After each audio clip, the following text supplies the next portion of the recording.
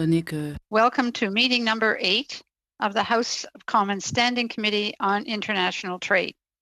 Today's meeting is taking place in a hybrid format, pursuant to the House Order of September the 23rd, 2020. The proceedings are available via the House of Commons website. To ensure an orderly meeting, I would like to outline a few rules to follow. Members and witnesses may speak in the official language of their choice. Interpretation services are available for this meeting. You have the choice at the bottom of your screen of either floor, English, or French. For members participating in person, proceed as you usually would when the whole committee is meeting in person in a committee room. Keep in mind the directives from the Board of Internal Economy regarding masking and health protocols. Before speaking, please wait until I recognize you by name. If you are on the video conference, please click on the microphone icon to unmute yourself. Those in the room, your microphone will be controlled as normal by the Proceedings and Verification Officer. When you are not speaking, your mic should be on mute. Pursuant to Standing Order 1082, the committee will now proceed with that study of trade between Canada and the United Kingdom, a potential transitional trade agreement. And I'd like to welcome all of our witnesses today. We have from the Canadian Cattlemen's Association, Doug Sawyer, Chair of Foreign Trade Committee. Fawn Jackson, Director, International and Government Relations. Canadian Manufacturers and Exporters, Matthew Poirier, Director, Trade Policy. From the Fisheries Council of Canada, Paul Landsbergen, President. Et les Products de Latte du Québec, Danielle Gobel, President, and Francois Dumentier, Director, Communications, Public Affairs, and Trade Union Life. Thank you very much. Mr. Sawyer, would you like to lead off, please? Certainly. Thank you, Madam Chair. Good morning, everyone, or good afternoon for some of you, I guess, now. My name is Doug Sawyer. I'm a cattle rancher here at Pine Lake, Alberta. And I am also on the board. I'm also a board member of the Canadian Cattlemen's Association, which is the national voice of the 60,000 beef operations from coast to coast here in Canada. With me today, as you mentioned, is Fawn Jackson. She's the Director of Government and International Affairs with the CCA.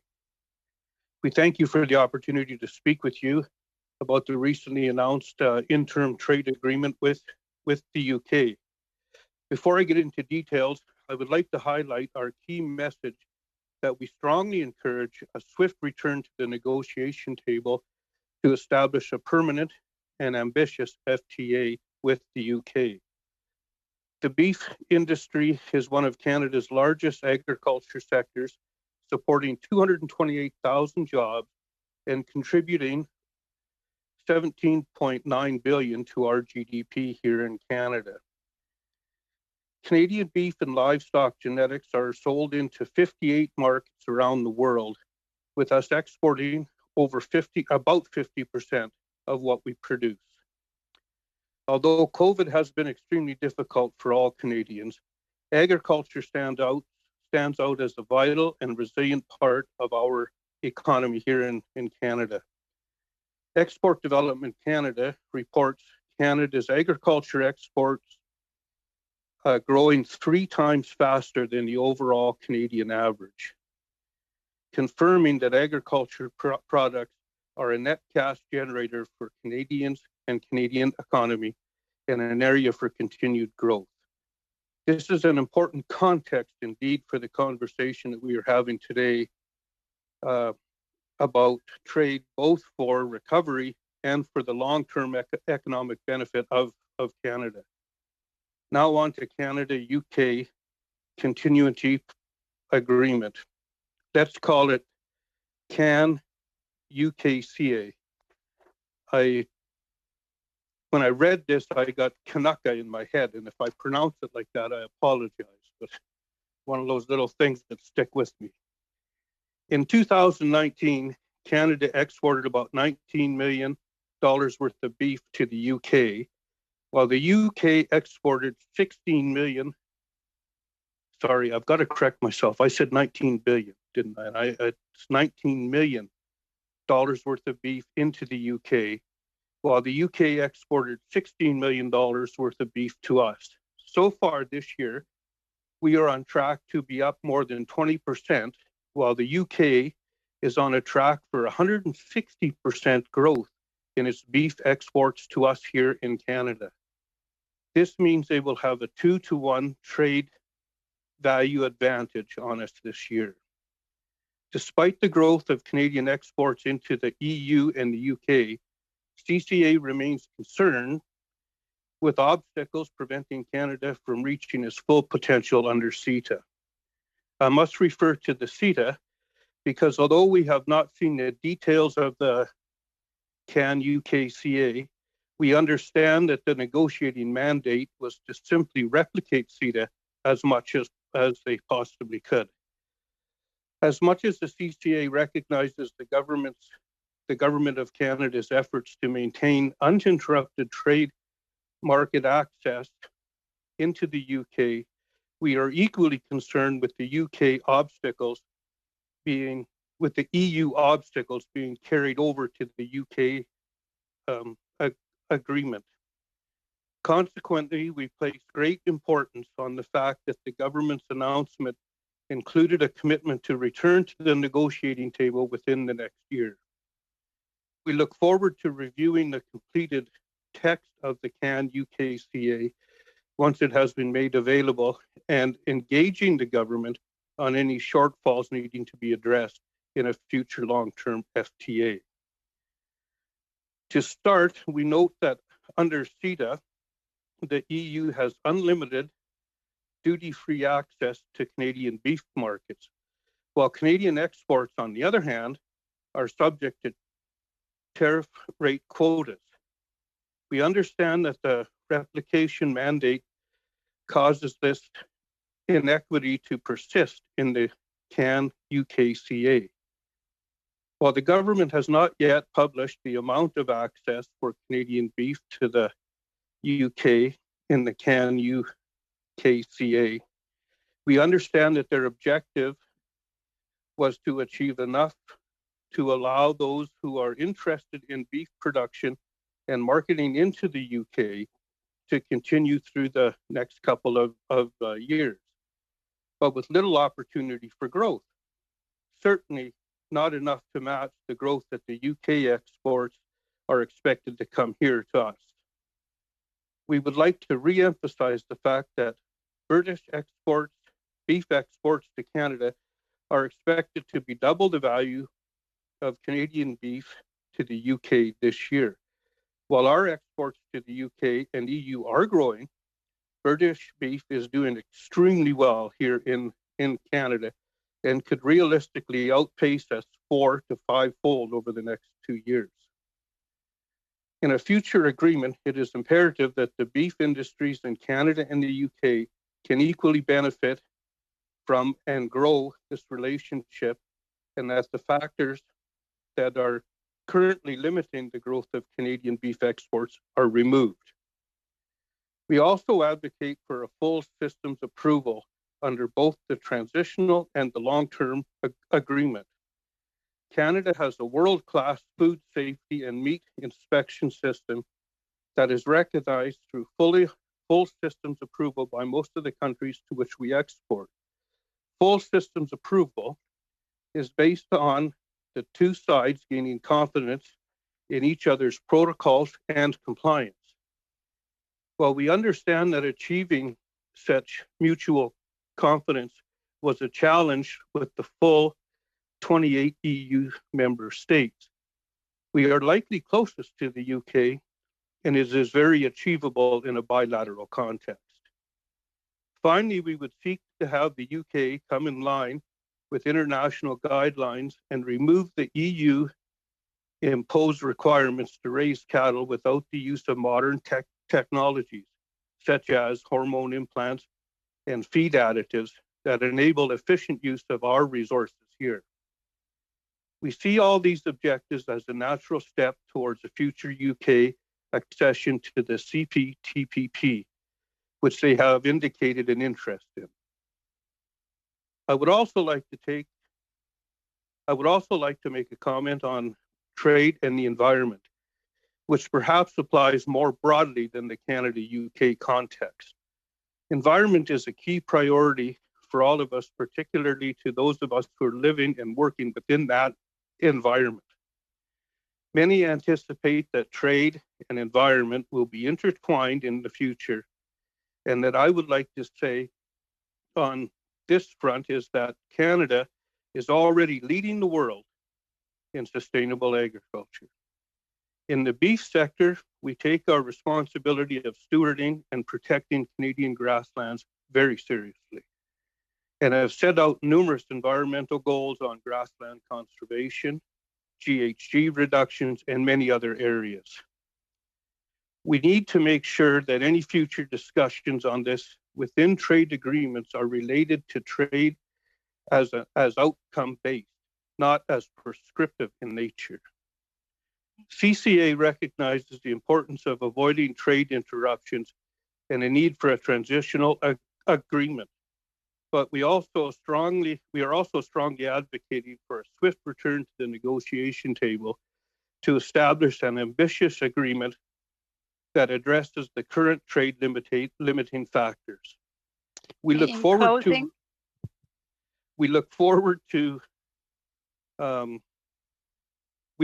to reviewing the completed context, and as soon as it's made available, and engage with the Government of Canada on any shortfalls that need to be addressed. Thank you. Thank you very much, Mr. Sawyer. On to Canadian manufacturers and exporters, Mr. Poirier. Thank you, Madam Chair, and good afternoon, everyone. Thank you for inviting me to participate in today's discussion. It's my pleasure to be here on behalf of Canada's 90,000 manufacturers and exporters and our association's 2,500 direct members to discuss the transitional trade agreement with the United Kingdom, the implications for Canada, manufacturing and the exporting sector, and the future of our vital industry. Our association's members cover all sizes of companies from all regions of the country and all industrial sectors. We represent the majority of Canada's manufacturing output, as well as Canada's value-added exports. My plan is to outline the challenges manufacturers and exporters face with this situation. I will also share solutions that I hope we can discuss in the Q&A session as well. As the committee knows, with over $20 billion in exports, the UK is Canada's third largest export market after the US and China. Canada-UK trade was one of our very first trade relationships and traditionally has been our doorway to the European market. According to CME's Management Issues Survey, a large biennial survey of Canadian manufacturers, the European Union and the UK in particular is the top 3 market exporters see as having the most potential in the next 5 years. So it is vital that we protect our market access to the UK. We were therefore relieved to hear last week of the new Canada-United Kingdom Trade Continuity Agreement that we understand largely copies CITA. Obtaining a permanent Canada-UK trade agreement is clearly important and the end goal, but having this transitional agreement in place for January 1st, 2021 to avoid any disruption was paramount. Obviously, not having this transitional agreement in place would be bad, especially in a year where we can least afford it economically. CME stands ready, therefore, to help this committee and the government avoid that scenario. We urge the government and all parliamentarians to work together to move this agreement through Parliament as quickly as possible to meet that January 1st deadline. But beyond these mechanical trade agreement issues lies an even bigger problem that I must raise. That is the problem of our declining value-added export performance, a decline that has been accelerating despite signing more and more free trade agreements. Let me explain what I mean. 2/3 of Canada's value-added exports, the type of exports that Canada makes the most money off of, are manufactured goods. In other words, Canadian manufacturers take raw ingredients, transform them into something of higher value, then sell these goods abroad. This bigger bang for your buck type of trade has been declining for years. In fact, with the UK, manufacturing exports have been declining steadily for 5 years, even after we signed CITA.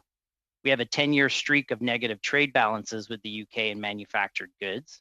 Last year, that deficit ballooned to be 4 times larger than it was in 2010.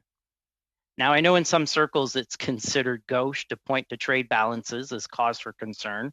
Sure, consumers may be winning, but we cannot ignore the lost economic potential the decline in value-added exports represents. It would be like me being happy with the price of things going down a little bit while my take-home pay is cut year after year. It's just simply not sustainable. So why is this happening and how do we fix it? Well, simply put, Canada's manufacturer exporters are too small and they're at capacity. Generally speaking, Canada has a higher proportion of its businesses being small SMEs than most of our global competitors. From a fundamental structural perspective, then, we need to get our companies to invest in their businesses and to help them grow and scale up. Larger companies are simply better positioned to take advantage of global trade. CME's 2020 manufacturing survey results back this up. When asked what is holding them back from exporting to new markets, they told us that the risks are too high because they lack a competitive edge with foreign companies. They simply feel they can't compete and don't bother to. It is important that we agree that the structural domestic business problem is driving our export underperformance. Landing new global customers through FTAs is rather pointless if we cannot produce the goods to sell to them at competitive prices. Now, you may ask yourselves, isn't this the point of EDC, BDC, CCC, the Trade Commissioner Service? Aren't they supposed to help de-risk exporting and help SMEs get out there? The answer is yes, and we would argue they all are quite good at doing just that. The problem is the disconnect between these great programs and exporters knowing that they exist. When we polled manufacturers, we found that those who use these agencies and programs love them, but a majority of respondents couldn't even identify some agencies, let alone the programs they offer. This is a big problem. So we have the dual challenge of our exporting companies being small, underinvested in, and uncompetitive, and a big gap between government assistance and companies actually using that assistance. So here's some concrete solutions that I would love to discuss in the Q&A. Number one, create a manufacturing strategy for Canada that focuses on modernizing and growing the sector. It needs to help companies invest in the technology that will help them scale up and truly become global players.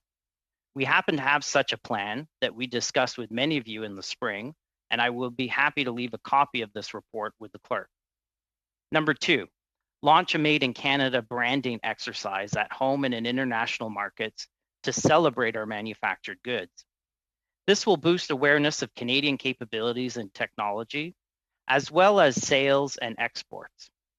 As my friends here in the food and agricultural sectors can attest, the Maple Leaf is a global brand with a sterling reputation that we don't take advantage of enough.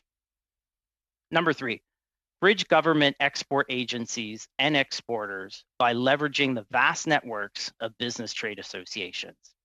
This can be done by investing in Canada's trade associations' capacity to link the two sides and act as a concierge service for exporters. The government used to do these types of initiatives to great effect, and we think they should again. And lastly, number four, expand our efforts on SME exporter mentorship. Organizing and managing private peer mentoring networks is another way Canada's trade associations can be used to maximize company-to-company learning. All these actions are table stakes if we want Canada to play a bigger role in global trade. They will also go a long way to helping current manufacturers maximize their export potential for years to come. However, while we at CME believe these solutions are something we need to work on now, the priority, of course, is ensuring we maintain current global market access.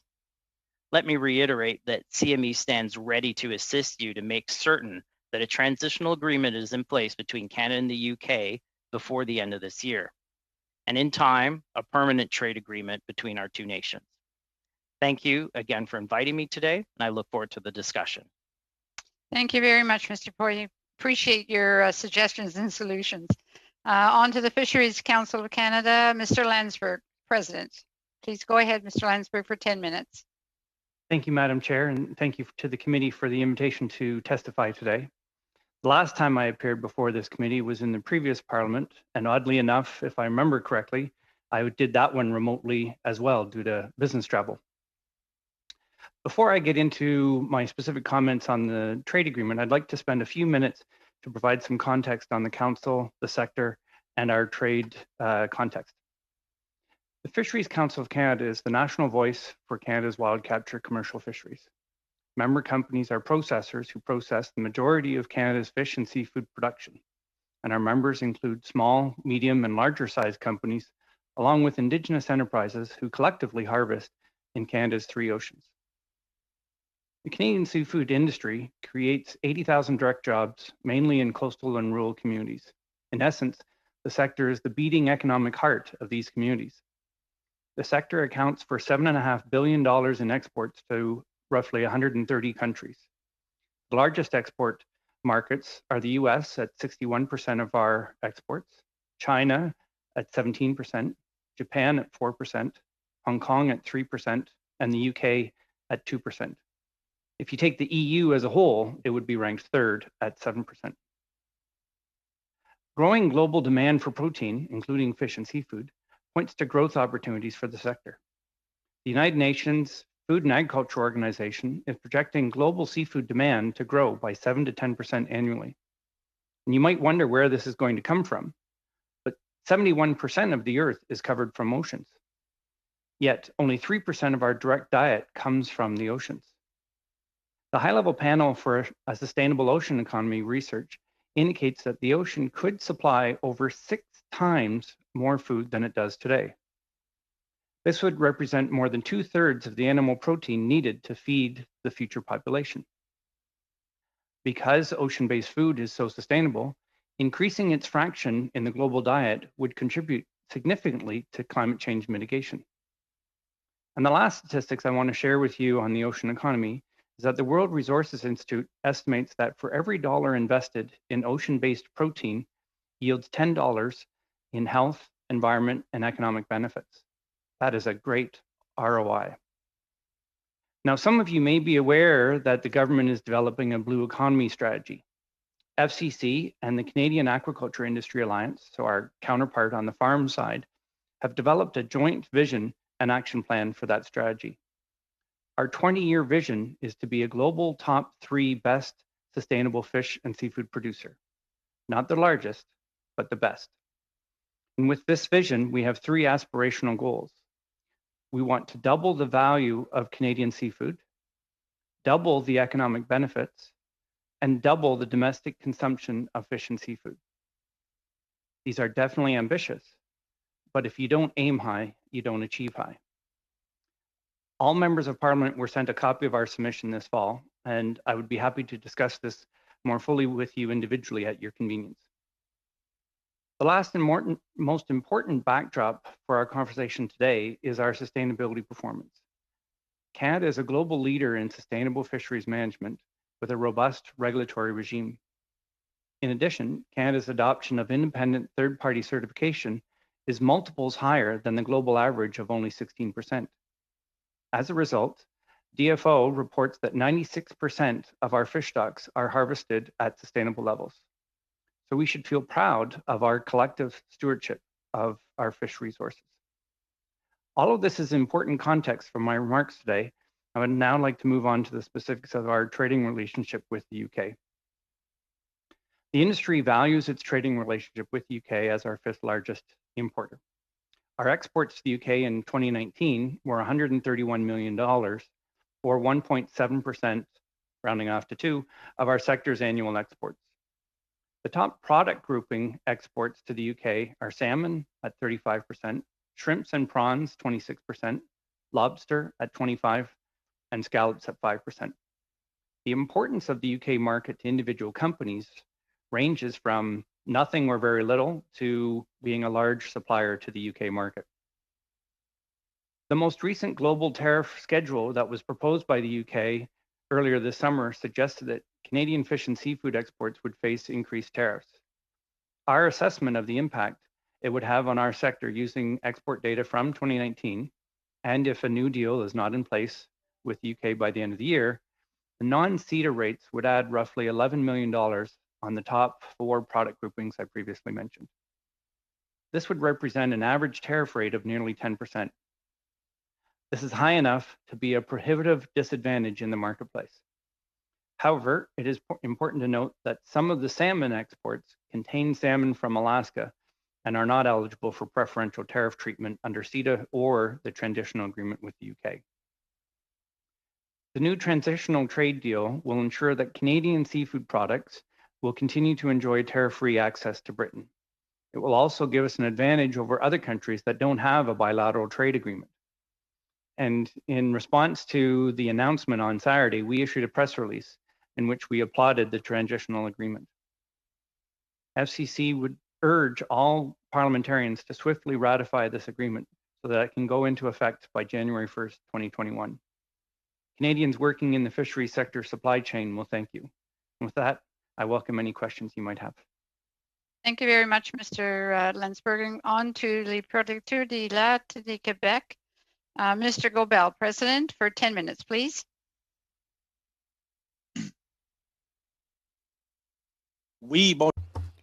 Yes. Hello, everyone. It's a pleasure to be here on behalf of the Producteurs du lait du Québec, and I thank the number of MPs for giving us this opportunity to present our views on a negotiated trade agreement between Canada and the United Kingdom. I'm accompanied today by François Dumontier, our Director of Communications, Public Affairs, and Trade Union Life at the Producteurs de lait du Québec. Our association is affiliated with the UPA and represents 4,877 dairy farms in Quebec, delivering some 3.33 billion litres of milk, with total farm gate receipts of more than 2.7 billion. Dairy production, as you know, supports some 83,000 direct and indirect jobs and generates 1.3 billion in tax benefits. So that's nearly 50% of dairy farms in the country. Direct and indirect jobs in Quebec, 58,000. That's before aeronautics, mineral resources, electric power, and many other industries in terms of jobs. In Quebec, we represent 37% of milk production. Of course, we are a leader in dairy processing in Canada as a province, producing over 77% of Canada's yogurts, 72% of its cheese, and over 65% of our cheeses are fine cheeses, some 400 varieties. Another point that sets us apart, 42% of our milk production is organic in Quebec. This is a niche product. Since 2002, we've seen a growing number of artisanal businesses in the Quebec dairy sector, mainly in the cheese production, a growth of nearly 50%. Ask Monsieur Gobel if it can be a little bit slower so we can read and so we can at least hear the translation. Thank you, Mr. Abbott. I thought it was maybe just mine that was seeming to echo a little bit. If you could just go a little bit slower, Mr. Gobel, please. Thank you. No problem. Thank you so much. So as I was saying, our contribution is 6.2 billion of Quebec's GDP. The dairy sector is a major contributor to employment and the socioeconomic fabric of Quebec's regions and communities. The dairy sector is an important source of employment for a wide variety of occupations: veterinarians, agronomists, input suppliers, farm machinery dealers, truck drivers, mechanics, transportation. When concessions affect the dairy sector, they affect many jobs.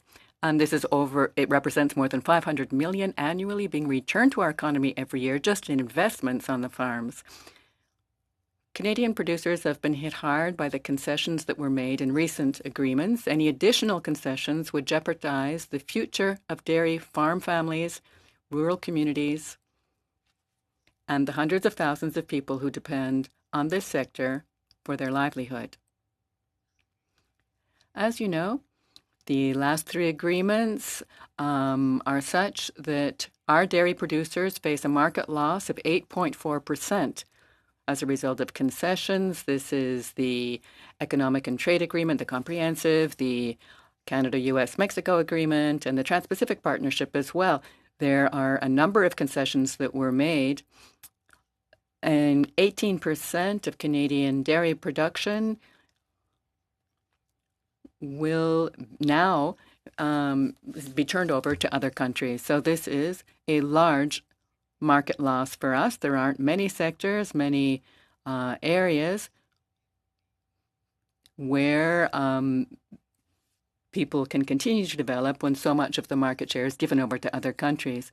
So these are $440 million being lost, given over to other countries. So the Comprehensive Economic and Trade Agreement, the CIIT, this is 17,700 tons of cheese, including 16,000 tons of specialty cheeses that have been conceded. So this is a loss, a considerable loss for us. 2 tariff quotas were at issue. Quebec produces 65% of Canada's fine cheeses, so we are therefore particularly affected by this agreement. Dairy farmers do support the signing of a free trade agreement with the United Kingdom on the condition that Canada does not grant additional access to its dairy sector, as our producers have paid the price of Canada's adherence to the 3 recent agreements signed. We are therefore pleased by the transitional agreement announced last Saturday. The government has not granted additional market access to the United Kingdom, in line with a commitment made by the Prime Minister and Minister Bibeau, the Minister of Agriculture. So I thank the government for keeping its commitment in this regard. This clearly demonstrates that it is possible to conclude free trade agreements without sacrificing supply management. We are very aware, however, that this is only a transitional agreement leading to negotiations for a longer-term agreement. Our position is clear. The provisions that concern us in the transitional agreement must be fully reproduced in any long-term agreement. No additional access to the Canadian dairy market must be granted, neither in cheeses nor in any other dairy product. As you know, the transitional agreement, the UK decided to take over some tariff quotas that had already been reserved for the UK in a prior negotiation. Remember that 1.4% of our internal Canadian production is at issue, and the UK decided to leave the European Union, and if they want access to Canada's dairy sector, they need to negotiate this with the European Union, not with Canada. The leaders of all parties sitting in the House of Commons have unanimously confirmed that they oppose any further concession of dairy production quota in this new agreement. The Prime Minister himself has undertaken to ensure that an agreement with the UK would not involve such concessions.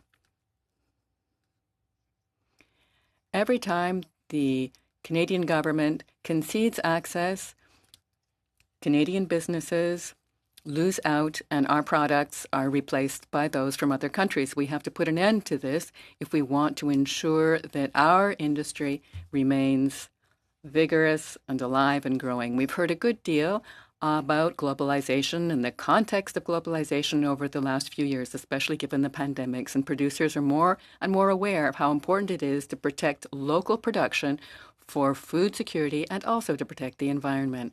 So opening up and having a negative effect on supply and demand is a negative effect on our society. Concessions are not a good model to follow. In negotiations, the government has undertaken not to allow for future concessions, and this must be the way we proceed in all such matters from now on. I'm taking advantage of the situation to remind you that we are still waiting for compensation. As of a year now, the Prime Minister, Justin Trudeau, the Deputy Minister, Ms. Freeland, and the Minister of Agriculture, Marie-Claude Bibeau, have repeated that producers will be compensated for losses resulting from the concessions we've made. 2017, we began work on this, but there has been no further information about completing the undertakings regarding compensation for the 3 agreements signed. And I would like to applaud a motion that was adopted by all parties yesterday to the effect that the compensation linked to these agreements be announced as quickly as possible to bring the uncertainty in our sector to an end. It is clear for us that we shouldn't have to go back over and over this year after year, begging based on promises that have already been given. Moreover, the government will announce a budget of finance announcement of some sort next week, and we would find it very unusual that nothing be said about this compensation at that time. So I've told you that the supply management is an approach based on demand in Canada. Producers adjust to demand. Yes, there have been concessions, there has been adaptation, and there has been compensation. However, this model is not a long-term model in our eyes. It's very, very clear to us that we must remain vigilant when it comes to negotiating any further agreement, any future agreement. So I remain available to answer your questions. Thank you for your attention. On to Mr. Abutai for 6 minutes. Yes, good afternoon. Thanks to the witnesses for appearing before committee today. I would like to start with the last testimony by Mr. Gobel. And I mean, he mentioned, and I can hardly hear everything, but whatever I catch from his speech or remarks, that he is concerned about the supply management and the compensation throughout, just to protect the industry in Quebec, the milk industry in specific, or the dairy industry. Will he be able to comment on that based on this rollover agreement that the government just announced last Saturday?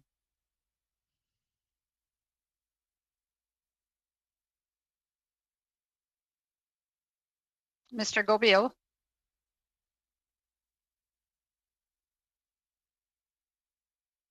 Oui. Yes, thank you very much. Yes, the transitional agreement, this is good news for Quebec and Canadian dairy producers because new products are not going to be brought into the Canadian market. It's clear that, as mentioned earlier, that this represents about 18% of the Canadian market that will be conceded to other countries, opened up to other countries. And you know that Quebec dairy producers have been investing massively in the last few years to respond to growing markets. But when growth in markets is handed over to other countries, that share is lost to us, and this leads to financial hardship on our farms. This is why we must remain vigilant. 18% is high, and once we reach that level, the compensation and concession model is really bursting at the seams. I really want you to be aware of that. It's a limit for us. To Mr. Sawyer, and he mentioned concerns over tariff. Again, this is a rollover agreement that the government announced. We don't have the text in front of us. We don't know when we will see the text of that. All we know, it's a replica from CIDA, but based on the knowledge of CIDA, and if that's a rollover without any details that we have in front of us, will Mr. Sawyer be able to comment on his main concerns when it comes to the industry he represents? Certainly. Through Madam Chair, we're poised to have a significant increase in the EU, and certainly the UK is part of that, and a large part of it. We've had a long-term, large trading capacity and ability with the UK. However, the TRQs are very limiting to us, and it doesn't allow for us to fully expand into that market, in particular at the same rate that they are allowed to expand into our market. So they're basically open to import whatever they can sell, and we are very limited with these TRQs. I think we can survive them for the next couple of years, but beyond that, as a a trading commodity where we trade 50% of our production, it's vital that we get into these very significant and high-priced markets. And the UK has certainly been one. So those TRQs are definitely holding us back. So, Mr. Troy, do you believe that these concerns are going to be with this interim agreement or this rollover agreement again? Yes, it appears that if they follow the methodology that they were describing going into this, that we will be faced with a limited number of TRQs going into the UK. That number we don't know yet until we get the text the same as you. Are you satisfied with consultation from the government on what's been gone through so far? Certainly, we've had a voice, and we've had a good working relationship with all parties and the entire government. So it's certainly been helpful to have that. However, we do look for broader consultation in the future in terms of the impact that this trade agreement, this FTA could have on our farmers. Thank you. Mr. Poirier, you talk about the necessity of having this agreement ratified by January 21st. Are you confident this is going to happen? Well, I'm hopeful. As far as we know that it can.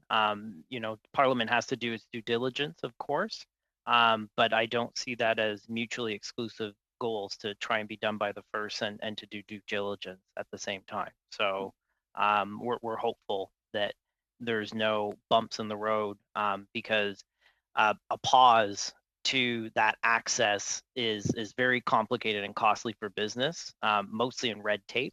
Even if they can get some of those monies back somehow, it's just with COVID, it's not a good time for that. It's not a good time at the best of days, but especially now, given the economic challenges that most exporters are facing. How is the communication with the government on this? When it comes to your industry or what you present, which is, I'm hearing what you're saying about the SMEs and our ability to be increased, to be able to open new markets and be competitive there. But do you see that the government have done enough consultation or satisfactory consultation with your industry in order to be able to come up with a better agreement or best agreement for us? A brief answer, sir. Yes. Okay, thanks. All right. Thank you very much. On to Mr. Dhaliwal for 6 minutes. Thank you, Madam Speaker.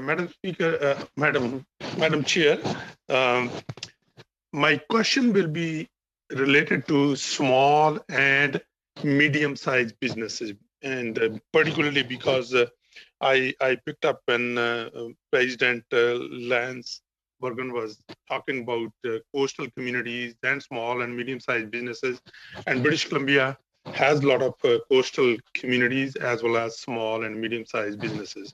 And I'm going to ask multi-pronged question. If they can write down, then I will give all the time to the presenters. In June 2019, Madam Chair, this committee did a report to the Parliament enhancing the small and medium-sized businesses, the awareness of international trade agreements and opportunities that they provide.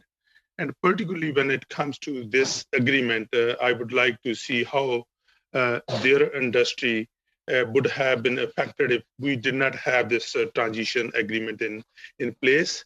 And number two, what are the main challenges faced by the particular industry, and what actions our government should take to help small and medium-sized businesses to become aware of this agreement and also take the advantage of this agreement.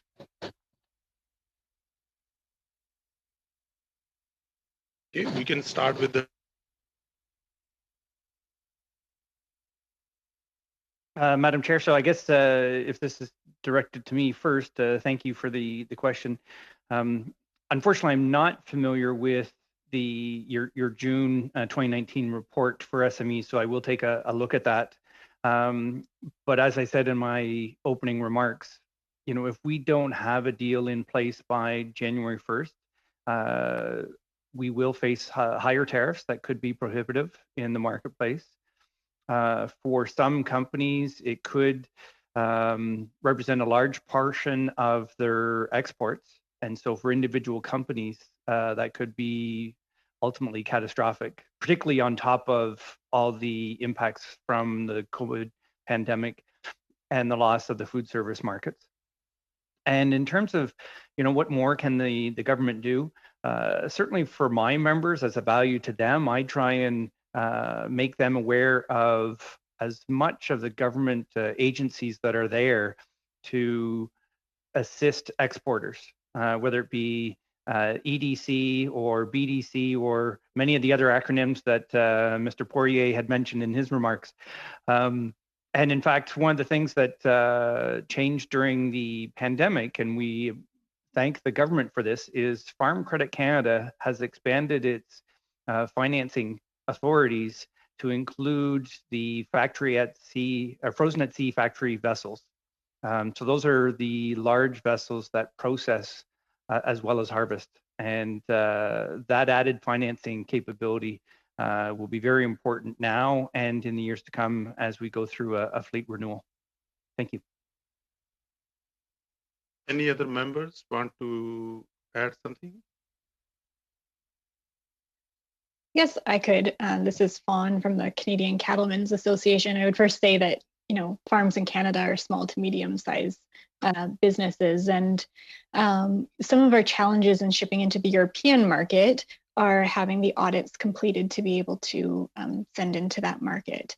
So we would say that for the UK, that first of all, we should remove those requirements. We should have that full systems approval where they recognize our food system, we recognize theirs, and we're able to do trade just as we do with the United States, with Japan, with South Korea. And which we would hope that there certainly wouldn't be requirements for those types of audits in the future.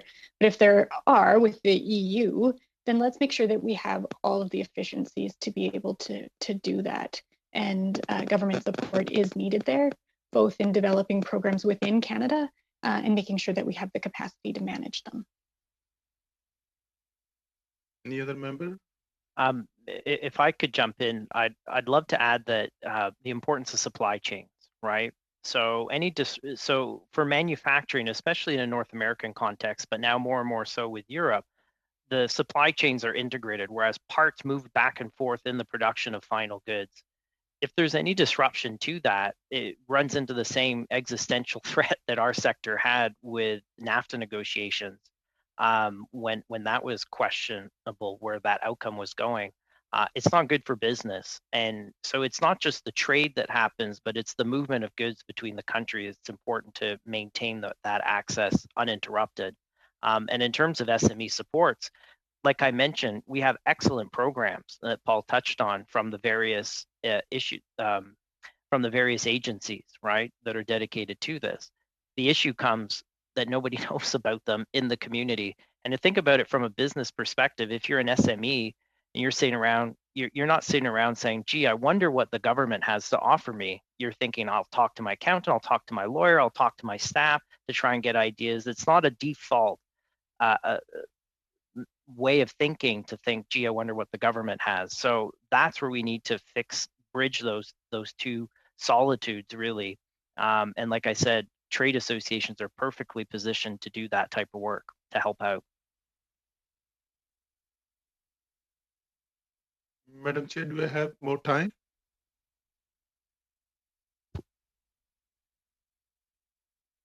Madam Chair, do I have time? Can't hear. One has to mute. Sorry, Ms. Dolly, while your time was up, I had to unmute myself. All right, we're on to Mr. Savard Tremblay for 6 minutes. Salutations. Alors, Hello. Please allow me to thank our guests here for this roundtable, the witnesses. Thank you for your presentations. I will, of course, speak to the high importance of the dairy sector for the economy, the health, the food and safety, and even culture of Quebec. I'm certainly not exaggerating. I'm sure you'll agree with me. I would like to ask Mr. Gobet, of course, thank you for your presentation, sir. You were saying then that you hope that this transitional trade agreement, given that it does not allow for any breach in the supply management system, should be rolled over and become permanent. Now, we have heard from the negotiation team last week as a witness, and we were told that the UK was pushing to export more of its cheese. Is this something you find worrisome in the immediate or in the long term? Yes. Thank you very much for this question, Mr. Savard-Tremblay. I gave you an overview of dairy processing in Quebec, over 60% of cheeses. So yes, this is certainly of concern to us. Right now, the important tariff quota at the WTO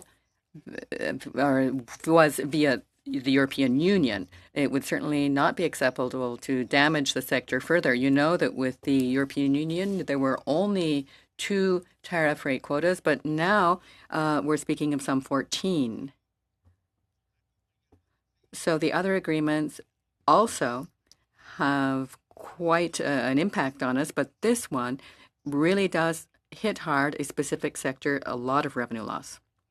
Yes, large revenue loss, high revenue loss. You were also mentioning earlier the fact that, all right, you've been offered some guarantees.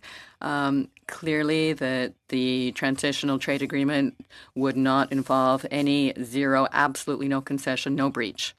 Correct. That's what we have as a guarantee at this point. There was a different breakdown of the quotas, but we do have to remain prudent because it might be brought up again. 2 agreements have been negotiated since then, and there will surely be an appetite for new products, other products. That's what we want to be clear about. We don't want that sort of option, that sort of slippery path. So now you're still fighting for compensation. You got 1 check for one of the agreements, and right now, of course, it's the strict minimum, a small bandage, but you expect at least the bandage. But you have really warned us against the temptation of doing something like that again, saying we will concede because, well, what the hell, we can send over some checks and, excuse my way of putting it, but you're saying that's not a possibility. Could you tell us more about that?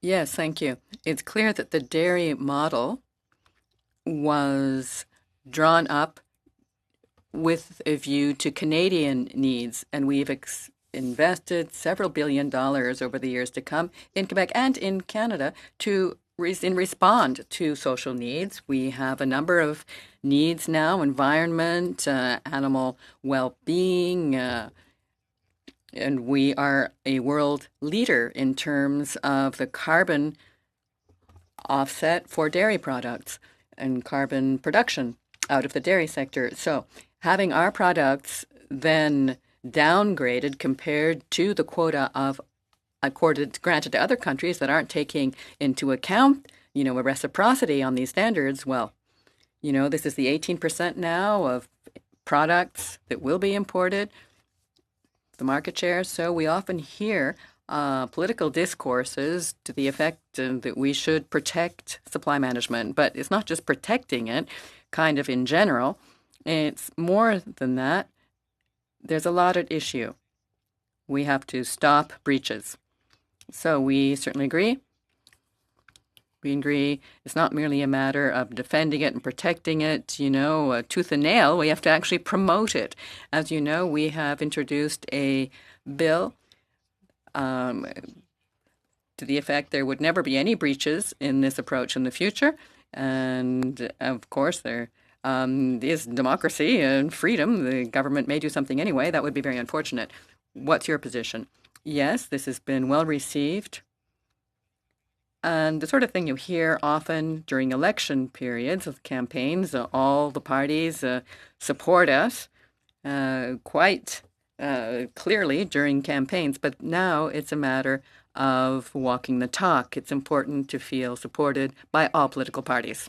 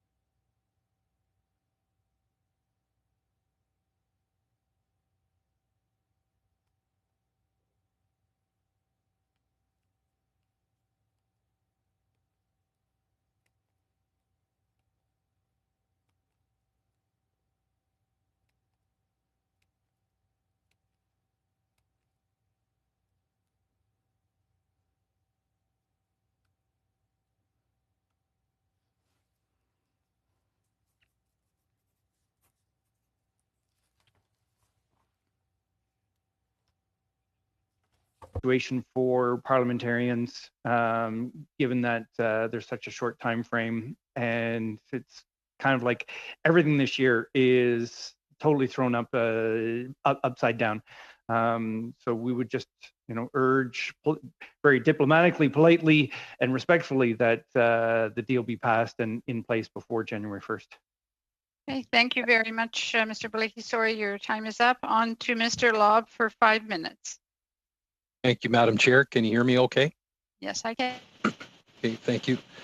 First question is for the Cattlemen's Association. And I just wondered if Mr. Sawyer, Ms. Jackson can just kind of outline when the first dialogue took place with the trade officials in regards to negotiating a Canada-UK trade deal. Fawn, you'll have a better timeline on that than I would. Sure. I suppose the first discussions that we started having was when Brexit was really clearly moving forward.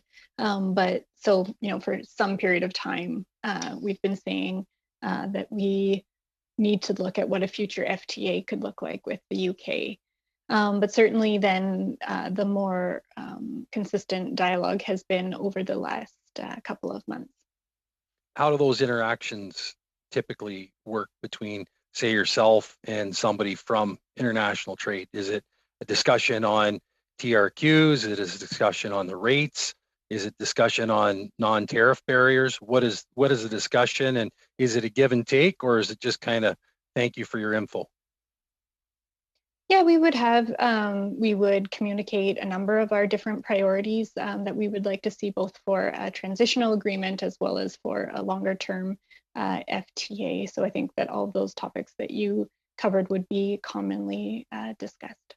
Okay, so now that we're here, so last week we weren't here, but this week we are here as far as the agreement or the notice of it. What can the Canadian cattlemen say as a commentary on the results of that deal? So is there anything that you know inside that I wouldn't know, or that anybody here would know? How does that work? Because pretty much everybody that we have has just said it's we don't really know the details. It's a rollover. So is there a point at which they actually sit down and say, okay, here's where we are, here's where we think we should go? Is there any dialogue with that? Yeah, so I think that we are expecting the details to come out sometime soon, and that, as you've said, we've heard that it's a rollover of CITA. And I guess our communication back has been that we recognize the importance of the transition agreement and not creating this large gap in the trading relationship, but that our focus is really on that long-term FTA, and that we encourage a very quick return. I think everybody here knows that we have concerns in our ability to do meaningful trade with Europe. And so we would not want to see that replicated in a longer-term FTA.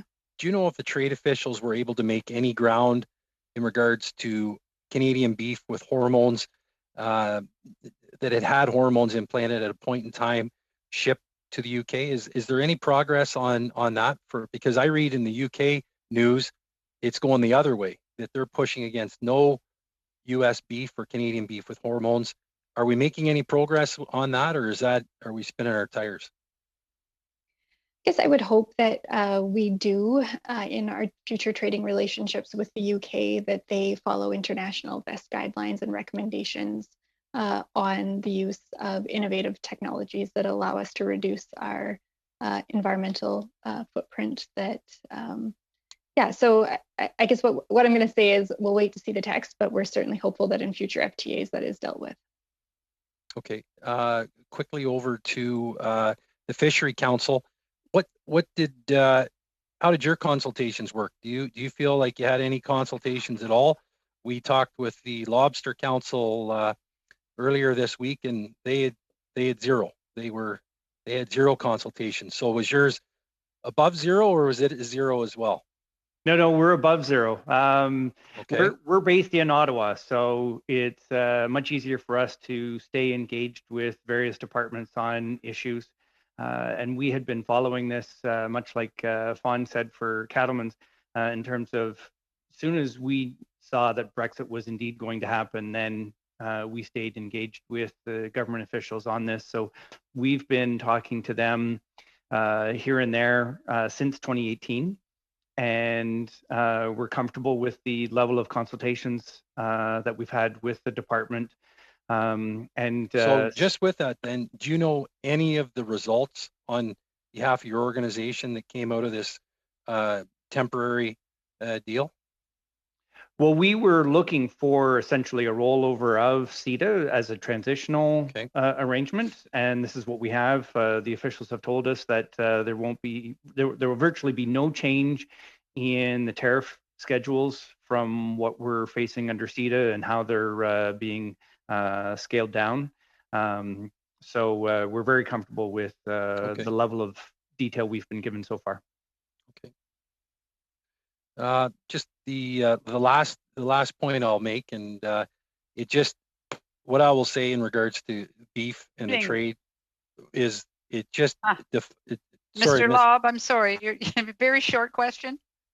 Well, I was just going to make a statement that in regards to these trade deals, it defies logic how we have a trade deficit with UK beef, and we give up so much access for other things in the hope that we'll have access and a surplus in trade for items like beef, pork, and other things. And to see this play out and to have a rollover, to me, is just unacceptable. But we'll see how it plays out. Thank you. Thank you, Mr. Lobb. On to Mr. Sheehan for 5 minutes. Thank you very much, Madam Chair, and thanks to all the presenters for your very informative presentations today. I guess one of the questions that I'll begin with is, what does your industry look like if there wasn't a transitional agreement? And I think we need to frame that for us to understand that. So I'll just go around the horn. Say if there wasn't a transitional agreement, how might that have affected your industry that you represent? I guess I was the first speaker. I'll speak to it, and Vaughn can jump in and correct me if I didn't get everything. But without the transitional agreement, I feel we would have been in trouble, because our product starts very young. And if we're going to meet their requirements, we have to follow that animal right through the entire system. So right from me as a cow-calf producer and backgrounder, through the feedlot has to be handled properly and be channeled into a manufacturing facility that has the contacts and has the connection with the EU, and in particular, in this case, with the UK, to actually put that product in there. So we can't turn the tap on or off. It's not a hit and miss. We don't stop for a month and start over again. So having this interim agreement in place, in particular now and by January 1st, is, in my view, paramount to us. It's going to leave us in limbo without it. And as you know, if you build a restaurant franchise on a particular product, you don't replace it for a month and bring in something else and start over again. So this is vital to us, in my view. Would anybody else like to answer that particular question? I'll just add that I think Mr. Sori touched on a very important point, that the impacts of not having the transitional deal in place January 1st will be much longer than just a month or two, because your access to a market, it takes time to build up the relationships with customers to get those sales. And if there's a disruption, they'll go elsewhere and they might not come back if the trade is disrupted. So it could be very problematic for the companies that really depend on the UK market. I guess, sorry, maybe just to add quickly to Paul's comment, was that my earlier comment about supply chains, right? So if the supply chains are routed through the UK and there's a disruption there, that might affect trade elsewhere too, right? It's not just a two-way street between Canada and the UK. It could be global supply chains that are disrupted. So it's not just the market that exists between those two, it's the global chains that exist, right? So that's an important thing to remember as well. adds to the urgency of having something in place Jan 1. Thank you. And one of the things that I had mentioned before was about the virtual trade missions. That we have begun and made available for SMEs during this pandemic. And I was listening to the testimony of where one of the individuals had talked to the need to introduce some mentorship. When we were studying CIIT and whatnot, there's a gentleman from Sault Ste. Marie, Jerry Fowler, who represents Mana Industries, that he's basically a broker for soybeans across Canada, and he had mentioned the years ago the government had these mentorship programs, and I was pleased to hear it. I would like you to expand a little bit more how that mentorship program might assist, in particular, getting SMEs involved in trade deals going forward, and how that might work, because that was a very interesting piece of information. Thank you, Mr. Sheehan. I think it was me that brought that up. A brief answer, Mr. Poirier. Sure. The structures can be pretty simple. Like I said, they already exist within all of our associations that we stand here, where we do some mentoring and networking between our members. So it could just be funding and supporting that. To a certain extent, the government used to do that. There could be certainly more formal ways of doing it as well, but as sort of a basic way of approaching it, these things are already happening. It's just supporting it. We're not for profit, so we don't have endless resources to pour into projects like that, but they are important. You're right. Well, thank you for getting that on record. Thank you. Thank you, Mr. Sheehan. On to Mr. Savard Tremblay for 2.5 minutes. Oui, merci. Yes, thank you. I would like to turn to Mr. Landsbergen. You told us a little earlier that the reason why you were so consulted and so informed of the ups and downs of negotiations and what this agreement should look like, an agreement that we have very little information on so far, is due to the fact that you were based in Ottawa. Does one have to necessarily be right there in Ottawa nearby to be consulted? You don't have to be in Ottawa, but you do have to be proactive. And so sometimes, as part of our consultations, it was the government contacting us, and sometimes it's us contacting them.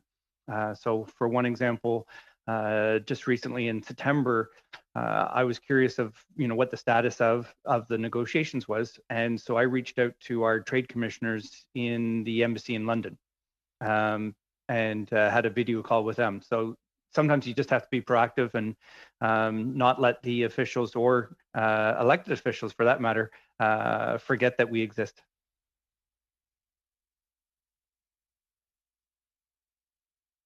Bien entendu, au niveau de la proactivité. Yes, of course. Definitely, when it comes to being proactive, you can really figure out where the dynamic lines of interest are once you get involved like that. That said, wouldn't we need a good deal more transparency and consultation? That would be my opinion. So, you also brought up the need to vote on this agreement before the 1st of January, and that's pretty clear. We can see why. We can see why it's important to settle this matter as quickly as possible. That said, you can certainly understand that it's difficult to commit to something that we haven't seen the text of. You've mentioned a bill. We haven't seen a bill, so difficult to decide what to do about such a bill. Now, if there were some interim measures, give me an idea over a short period, the current global tariff schedule, overall tariff schedule that would allow for a number of products to be exchanged, why would that be difficult to handle? Why would that be a problem?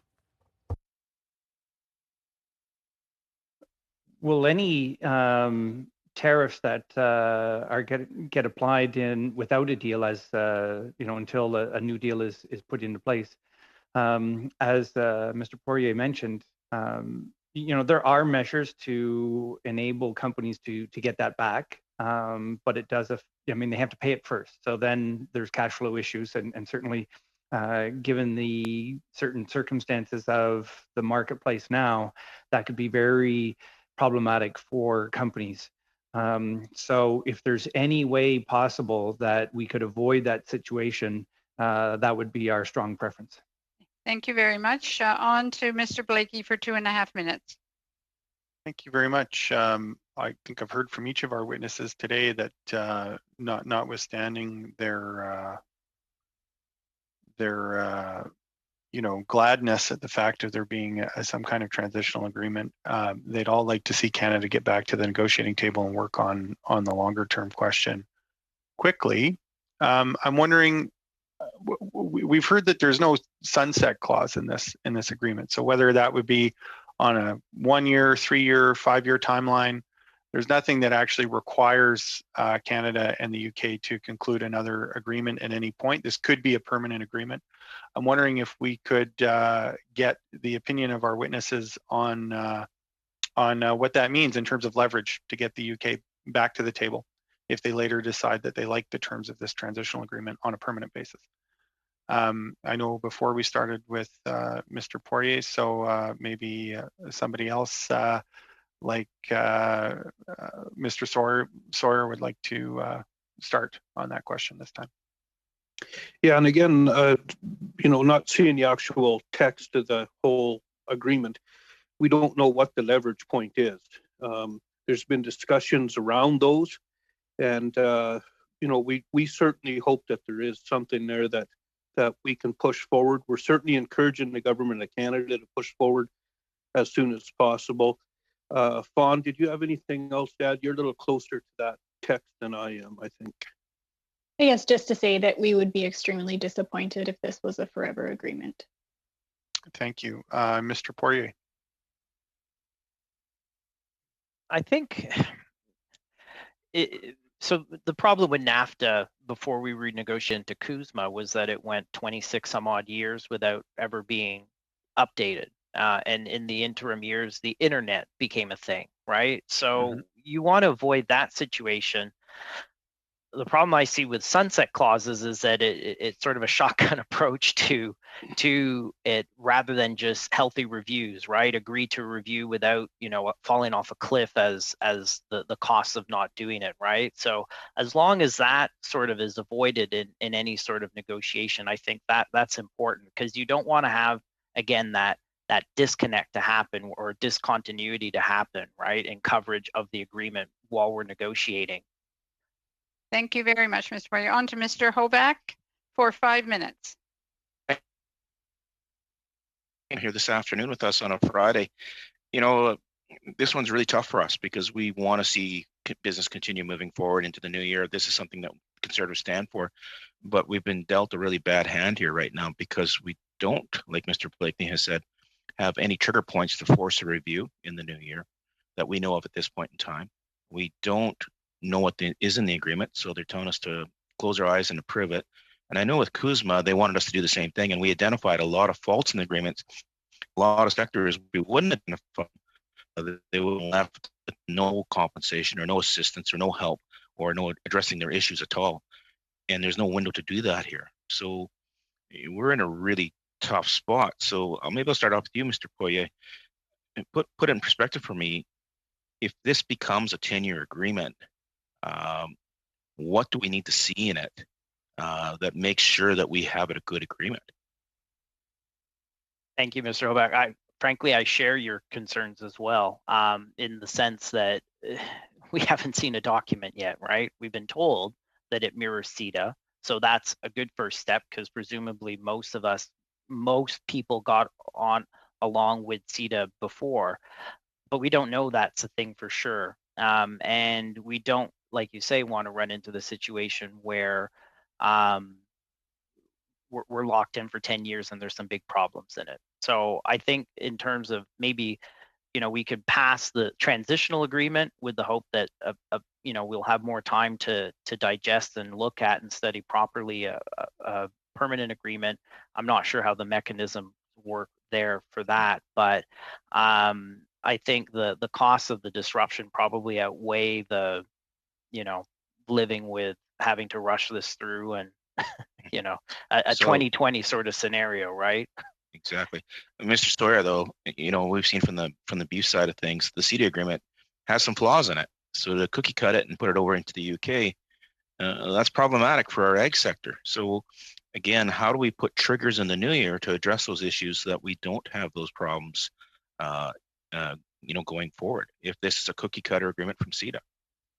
Well, certainly we're, as you well know, we're hopeful that we can get some sort of a trigger point in there, because we definitely need it. I mean, we can certainly see a great expansion into the UK, but under the CETA rules, we've been very, very limited. And as I pointed out in my speech earlier, the UK is poised to probably move forward more than double what we are, maybe 4 or 5 times what we're able to put in there, and that's definitely a real problem. Yeah. And so I don't know what mechanisms could be put in. Perhaps Fawn has an idea on that. I hope they're in there. I really do. Again, I only got 5 minutes, so I'll have to be fairly quick here. Again, if this doesn't happen by December 31st, what kind of compensation will you require out of this government?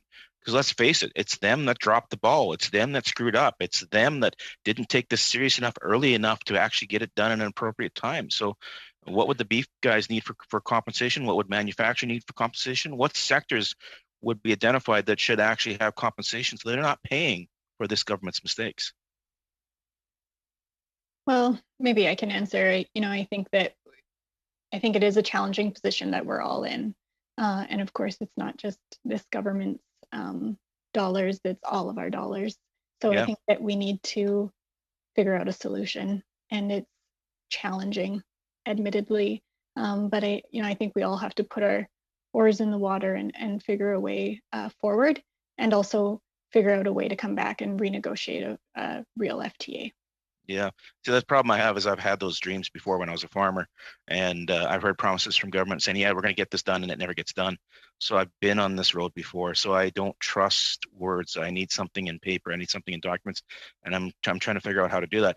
Now, I have no issue working right up till New Year's Day to get this done. I have no issue having Parliament do what it has to do, but I definitely can't, have a hard time just putting a rubber stamp on something and letting it go through Parliament, and then 3 years later, you're coming back to me and saying this was the most horrible thing we've ever done, because I don't know if it's good or bad. I don't know. So how do you tell this committee to get it done? How do we? We're lost for abilities to do that. So if we could find some solutions that would allow us some breathing room to make sure we had some bankability, that if it's not what we want, we've got the chance to renegotiate it, then it is a true transitional agreement. I could maybe live with that a bit more, but I don't even see that or hear anything like that. So that's why I come back. What are those trigger points? What are those things that would give us that comfort, that would give you the comfort? Because it's you guys are going to have to live with the results of this. Whoever would like to offer some brief response. Yeah. Maybe I'll address that a little bit. As Mr. Poirier said, I think we would prefer having a fixed review more than a sunset clause for a transitional agreement. And our focus certainly has been in the short term that a rollover agreement of CETA would be certainly preferential than not having something. And but also perhaps, all of us as witnesses and stakeholders for the sectors we represent, it comes upon us to some degree to keep the government accountable in terms of making this a transitional agreement, as well as your own individual roles as opposition too. Okay. Thank you very much, Mr. Hoback. On to Ms. Badayan, please. Thank you, Madam Chair. And I'm going to have to preface my questions with a response to my Conservative colleague just now, who implied that somehow the government dropped the ball. Quite the contrary, Madam Chair. In fact, if we had rushed in order to make a deal with the United Kingdom, the industries being represented by these witnesses before us today would have been severely impacted by concessions, which we refused to make. And instead, we got a good deal and are actually one of the first countries in the world to have successfully concluded such a deal with the United Kingdom. Mais permettez-moi de passer à des questions. Alors, But allow me to turn to some questioning. Mr. Gobe, my turn now to thank you for your introduction, your opening comments here today. Very recently, only a few hours ago, I had the privilege of answering questions during the question period in the House of Commons, explaining to my colleagues in the House that we defended tooth and nail the supply management system and that not a single extra ounce of cheese is going to be coming into Canada under this transitional trade agreement with the UK. I am with you, stand strong with you and with your sector. I hear you when you say that we must not only protect but also promote the supply management system.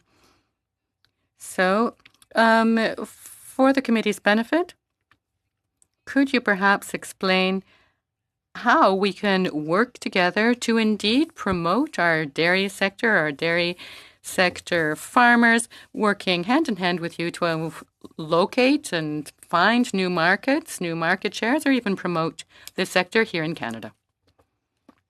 Thank you, Ms. Bendayan. Very welcome comments. Promoting. Well, you know, the federal government does a lot of innovation, supports innovation, research and development. Many of our consumers are interested in new products, and we can find new market share by innovating. You know, we've got a lot of market for fats. We also for non-fat solids and a number of agreements, thinking of our recent agreement with the United States. As you know, we were backed up against the wall as a country, but we can certainly help our processors find new value-added markets in animal products, yes. You know, cat and dog food, infant formulas, finding added value here in Canada that we can add to our products. We have quality products, we have environmental values that can set us apart on the world market as Canadians, but not a world level price, but a value added price. Thank you. Thank you so much, Mr. Gobe. Still have a few moments left, Madam Chair. Ask a question of Mr. Poirier on behalf of the Canadian manufacturers and exporters. Thank you very much for bringing forward some concrete solutions that my colleague, Mr. Sheehan, already raised briefly with you. One of the other suggestions that you raised was with respect to bridging our export development agencies and other government institutions with business trade associations such as yours and others. And I was wondering if you do have direct contact with EDC and our trade commissioner services, and how that relationship is going, and how it is that our government can continue to support you in order to make sure that our small, medium-sized businesses and manufacturers right across the country are able to do the scale up and the growth that is required in order to compete more effectively internationally. Thank you for the question. We do have excellent working relationships with all of the major agencies. In fact, at certain periods in time, we've shared office spaces together to try and bridge those gaps. You know, the problem that we kept running into is that even though those partnerships were well-intentioned, it's still a bureaucrat knocking on the door of a company and saying, I'm from the government and I'm here to help. So the idea came to, it would be more efficient and effective to have the trade associations do that amongst others, right? So that's the route that we see, and the government certainly has already gone down this road with their partnerships with the Toronto Board of Trade and other organizations. It would just be to expand that model and give it to more people. And within that, you can build in that mentorship piece that I spoke to as well. So it's basically leveraging us and our tens of thousands of members as a channel and a pipeline into the government agencies. Thank you very much. On to Ms. Gray for 5 minutes.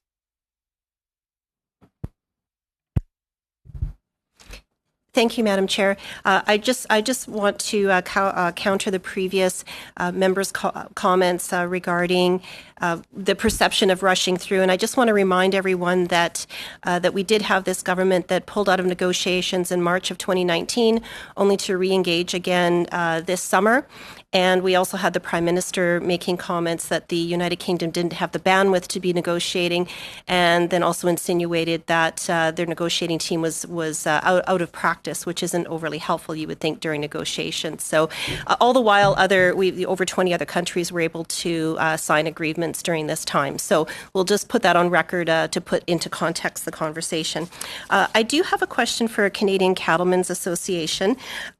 You had mentioned that you were disappointed if this is the final agreement that exists for long term. And I was wondering, in some of the conversations that you've had, was your perception that there was going to be a simple rollover? Was that always the perception? Because we've heard that the government has been working on this for 3 years. And so over that time, is your understanding that it was going to be a simple rollover, that there was going to be no changes? Or was there a point in time where there seemed to be a shift saying, we're not going to be making any changes and we're going to roll over with the same agreements? Yeah, so some of that, I guess, would be my colleague previously, John Maswell, who would perhaps have some more context on that, so maybe I can get back to you. But, I think that there was a discussion about what could this look like in a number of different, avenues, whether it was an FTA or whether it was continuity later on.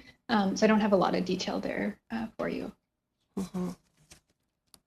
Okay, there was another part there where you said you would look for broader consultation. So what does that look like as as we move forward with other recommendations going into negotiations for a long-term trade deal? Yeah, I think that we would anticipate, and maybe others have further comments, but a full consultation process that would normally go along with free trade agreements. Great, thank you. Yeah, because we've heard, unless you can advise us otherwise, that there weren't, sort of roundtable discussions and sort of this real sort of extensive outreach, unless you can advise us differently, Ms. Jackson. I think it was different to previous FTA consultations, but to be fair, we were engaged regularly. Mm-hmm. Thank you very much. I did have a question for Mr. Poirier. You had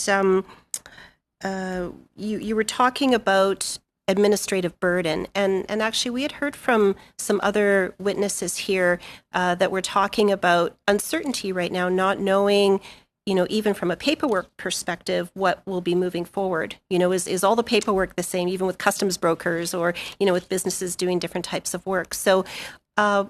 Can you maybe just speak to that? Is that something that you're hearing concerned, saying, what is the paperwork? What is the administrative work that we have to do within literally a few weeks? Yeah, absolutely. It's a good point. When you boil down into the weeds, or get down into the weeds rather, you start to see all those sorts of implications running up, right? And the cumulative effect of them all is that it's major costs and slowing of trade. Even if we get that transitional agreement, there's still going to be adaptations and changes that have to be made. Most SMEs rely on customs brokers and agencies, so there's help there.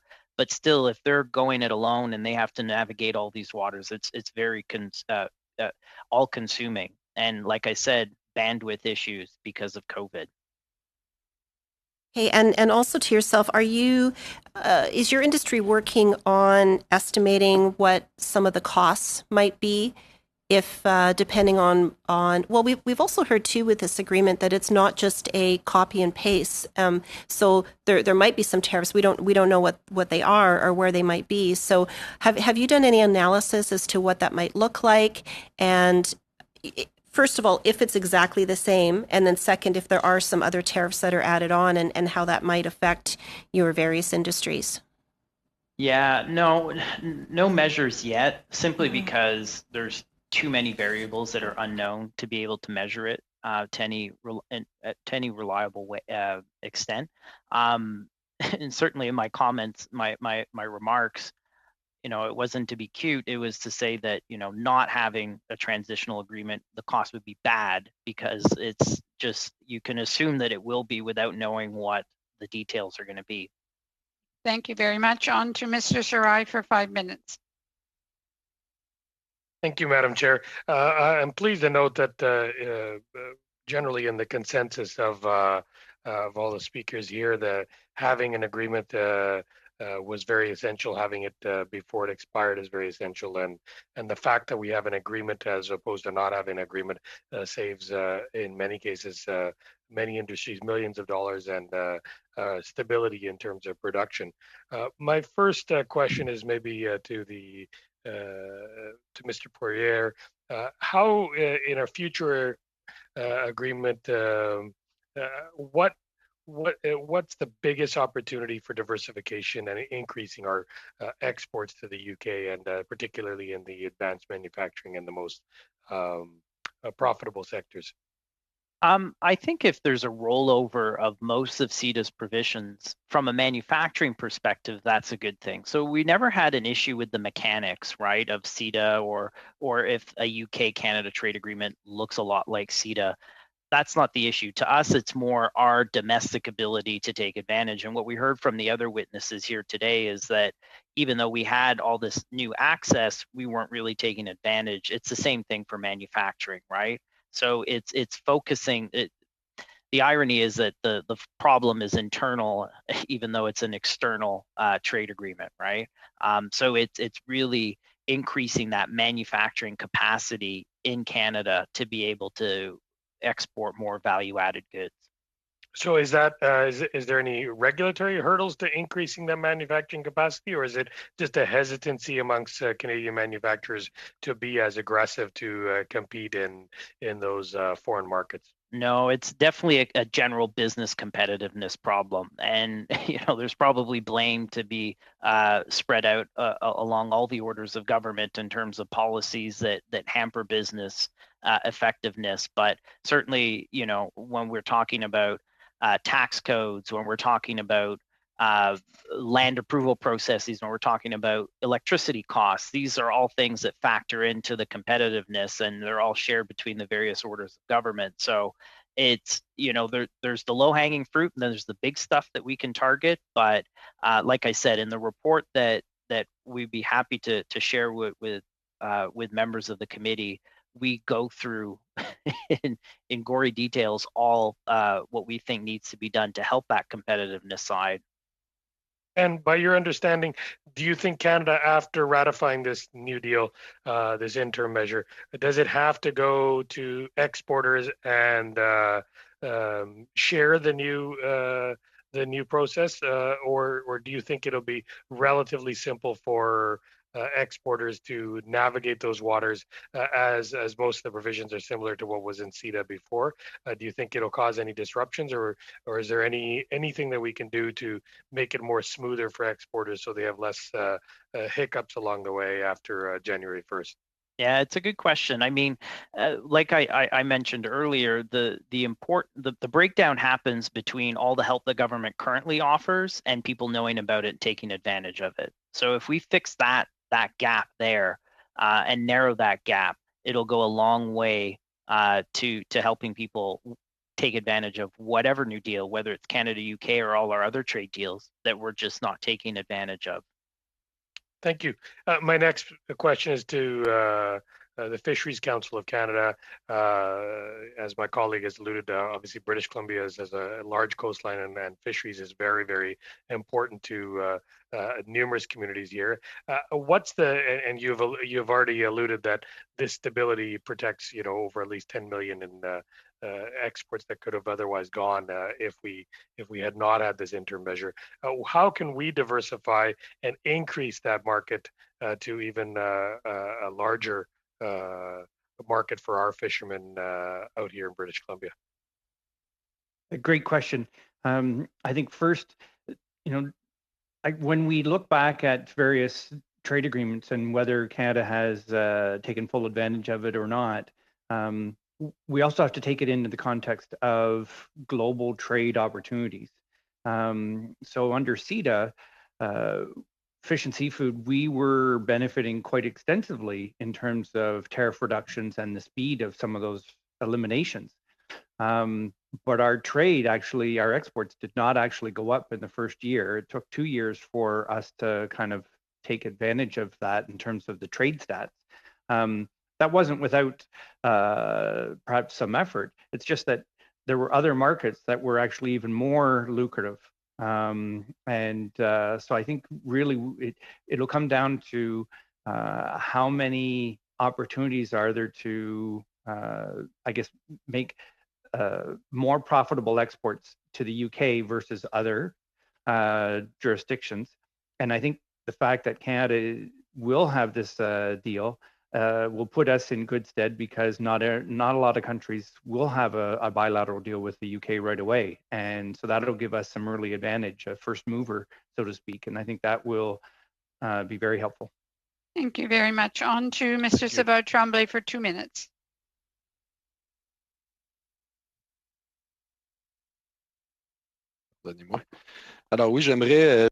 Yes, I would like to go back to the issue and once again for Mr. Landsbergen of the Fisheries Council of Canada, the matter of the fact that in the UK it seems that it has been suggested that their salmon might win out in this agreement. Is this something that you've heard? I haven't heard that. I'm not too concerned about which salmon is better. Is our farmed Atlantic salmon better than their farmed Atlantic salmon, or our wild Pacific salmon better than what they have? I think that's for the consumers to decide, and I hope our companies will be marketing and branding their products as the best, as the premium ones. But you're right that when we look at our imports from the UK, salmon and trout are actually sizable components of that. But our exports to import ratio is 6 to 1. So we're definitely benefiting more than they are. A short question.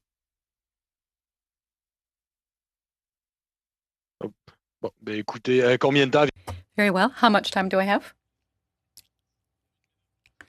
1 minute. Okay, that's not so bad. So you don't fear excessive competition in the current agreement and the agreement that we're looking at?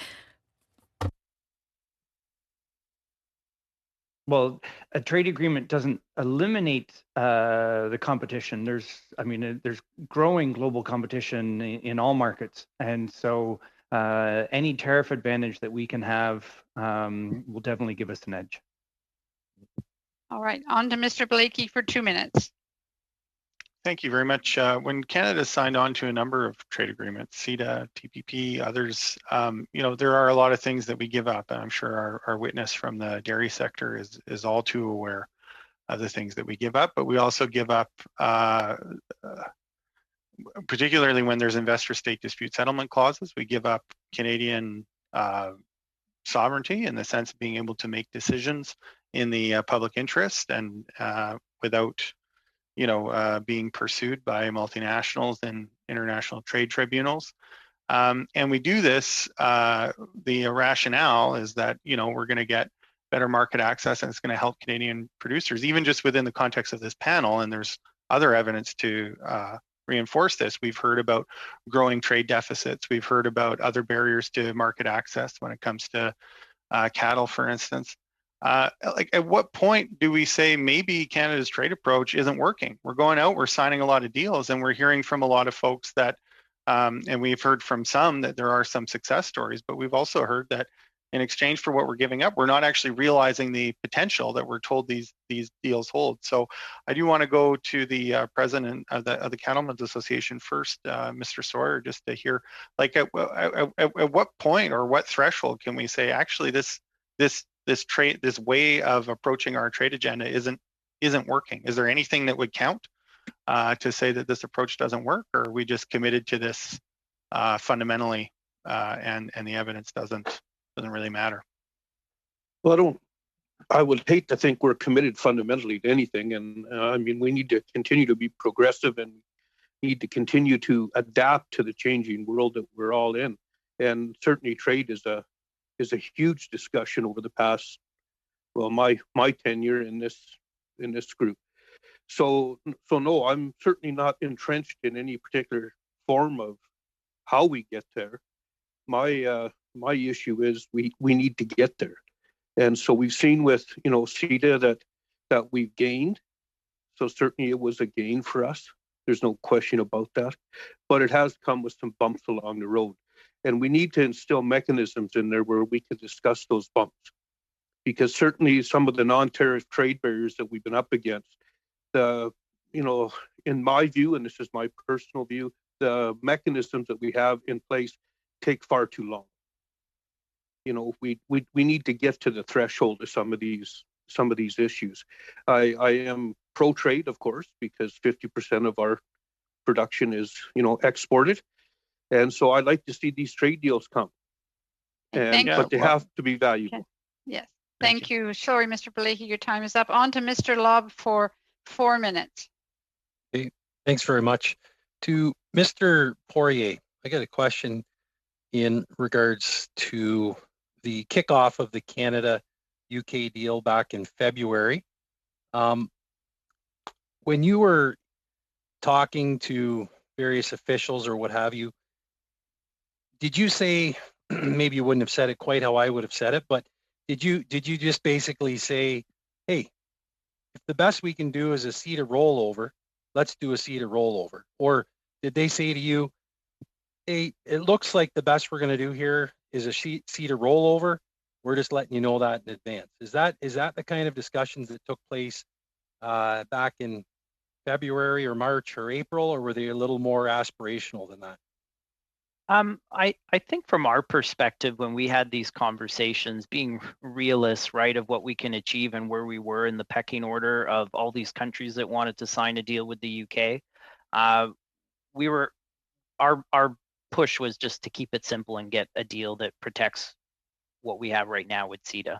So as long as that was respected, sure, if you have all the time to be aspirational and to achieve all these great things, but I don't know what more other than to fix the issues that my other co-panelists have raised. But it was just more to keep that market access. That's always our primary focus. So one of the things I understand, the pandemic certainly likely played a part in the deal here and the time frame, but it really occurs to me that if the CITA rollover was the best that we were going to do, why is it we're talking pretty much the middle to the end of November about this deal?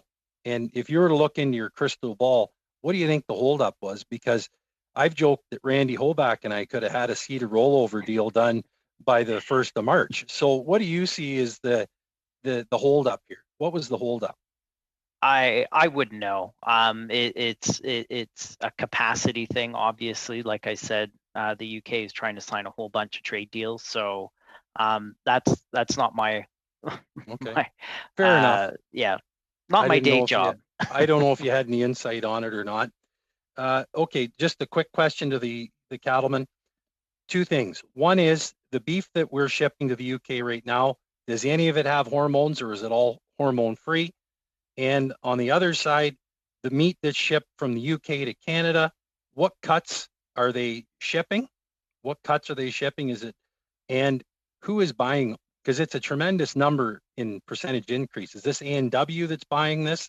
I haven't seen any Scottish beef in my grocery store, so I'm just wondering those two questions. Thank you, Mr. Law. Can I just get a short answer, please? I can take a stab at a short answer. I will try, ma'am. First of all beef has hormones, all broccoli has hormones, but we don't put any added implants into those cattle going over there. So no, there is none landing on their shore with any added implants in them at all, any growth promotants, whether it be a hormone or not. I think Fawn would be better to answer the second half of your question. One of the concerns I do want to point out on a political level, speaking to you as from a political side, a lot of this beef appears to be landing in Ontario and Quebec. And while producers all across Canada are concerned about the trade imbalance, Ontario and Quebec are most upset about it. And so I think a lot of the products landing there, a lot of it's secondary processed products. Thank you, Mr. Sawyer. On to Mr. Ayaz, our last questioner for 4 minutes. Thank you, Madam Chair. My question is for Mr. Poirier of Canadian Manufacturers and Exporters. In my life, Madam Chair, I had owned and managed my own manufacturing company. And 6 years back, before entering politics, I was a part of a small, very high-end defense product manufacturing company. So I'm biased towards manufacturing. I agree with the witness that we have been seeing declining trend in the value-added exports. So I note that with caution for so many years and have highlighted that for so many years. One of the problems, Madam Chair, we face is that, especially during the last 4 years, the policy makers have a limited bandwidth, and that bandwidth is used by a lot of large foreign-owned Canadian-based manufacturers who export only to North American market. For example, the steel producers who have not increased the capacity during the last 10, 15, 20 years, people like them, they hog the bandwidth because their market is only North America and they don't export anywhere else in the world. And in that, because of that, many times the small manufacturers, the growing manufacturers in the new sunrise industries, they don't get heard much. That was the part of the industry I was in. The legacy manufacturers like the auto sector, right now they're talking of good thing that they're talking of investing in electrical vehicles. That is the new frontier in manufacturing. However, we don't hear about manufacturing of new oil and gas. That's the battery manufacturing we don't hear. Mr. Poirier, I understand, just before I ask you, you did mention that the small businesses don't have knowledge of various government programs. And to address that, we have actually brought in Canada Business App. I hope your association and others do promote the use of that business app amongst your members. My understanding is that the manufacturing export to UK is most of it is basically destined to other parts of Europe. If my understanding is correct, and if the Brexit actually happens, it is going to happen this year end, will it affect if UK and European Union, they don't come to an agreement? Yeah, you're right. Traditionally, for manufacturing, the UK has been the entry point into the broader European market. So it is concerning that if, as the secondary thing, obviously we want to preserve the two-way trade going between Canada and the UK, but like I mentioned earlier, it is an important link to the European market. So that's of concern as well. You mean a very short comment, Mr. Aya? You have 1 minute left. Okay, so my thing is that if the agreement between European and Brexit, UK doesn't happen, will it physically affect Canadian manufacturers' export into the European Union? Probably. I mean, they're all linked, right? So if we get a deal with the UK, but the UK isn't dealing with Europe, then obviously that's a big problem. And if there's any discrepancies between all three of us, that's a problem as well. So as much as we can harmonize and as much as we can all row in the same direction, that's the optimum outcome. Thank you. Thank you all to our witnesses. We very much appreciated your testimony today. Thank you to clerk, translators, and everyone else. And I hope everybody has a wonderful weekend. Could I jump in with a quick? Yes, I'm sorry. Yes, Mr. Blakey. With a quick thing. I've heard the parliamentary secretary referred to sometimes as Ms. Bendayan and sometimes as Ms. Badayan. And I just, I know we're here all together for a while yet, and I just wondered if she could clarify for the committee how to pronounce her name so that we're all getting it right. I'm happy to be referred to as Rachel as well, but it's Mrs. Bendayan.